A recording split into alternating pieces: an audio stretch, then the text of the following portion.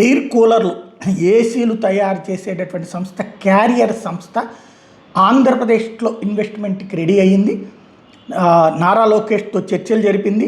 Air కండిషన్లు రిఫ్రిజిరేటర్లు కి సంబంధించి ఆంధ్రప్రదేశ్లో శ్రీ సిటీలో ఇట్లాంటి వాటిని ఇప్పటికే చాలా పెద్ద ఎత్తున ఇండస్ట్రీస్ ఉన్నాయి కాబట్టి అదే ప్రదేశంలో తాము కూడా పెడతామని చెప్పింది.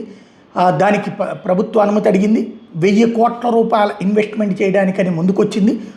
3000 మందికి ఉద్యోగాలు ఇస్తాము అన్నటువంటి విషయాన్ని తేల్చి చెప్పింది. అదే సందర్భంలో ఎనర్జీ ఎఫిషియెంట్ కూలింగ్ అంటే కరెంటు తక్కువతో ఎక్కువ వినియోగంలోకి వచ్చేటటువంటి వాటిని తయారు చేయడం తమ స్పెషల్ అని చెప్పింది.